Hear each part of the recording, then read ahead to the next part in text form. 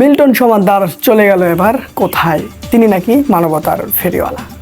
আসসালামু আলাইকুম রহমতুল্লাহি ওয়াবারাকাতুহু। উল্টা টিভির পক্ষ থেকে আমি শান্ত আছি আপনাদের সাথে। গরমের অত্যাচারে মানুষ ঘর থেকে বের হতে পারছে না। গরমের অত্যাচারে মানুষ ধানের ক্ষেত থেকে ধান কাটবে এরকম করে পারছে না। গরমের অত্যাচারে মানুষ ধানের ক্ষেত থেকে ধান কাটছে সারা রাত। গরমের অত্যাচারে মানুষ রিক্সা চালাতে পারছে না। গরমের অত্যাচারে মানুষ করতে পারছে না কিছু অফিস আদালত।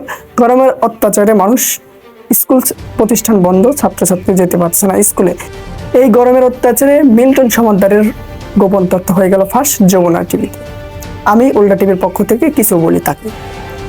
মিল্টন সমাদ্দার 2005 সালে বরিশালে তার বাবার সাথে মারামারি করে হাতিয়ে অনেক কিছু নিয়ে ঢাকাতে আসেন। ঢাকাতে এসে তিনি হয়ে যান মানবতার ফেরিওয়ালা। লজ্জা করে, মানবতার ফেরিওয়ালা হয়ে গিয়েছিল।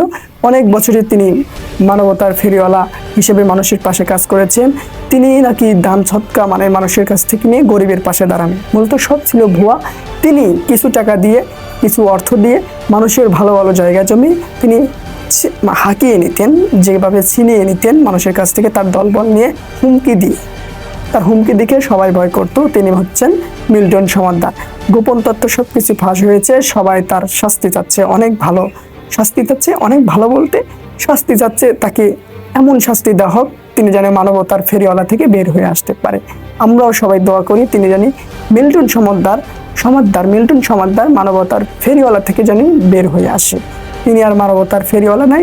তেনার সকল গোপন তথ্য ফাঁস হয়ে গেল। উল্টা টিভির পক্ষ থেকে জানাইলাম কিছু তথ্য।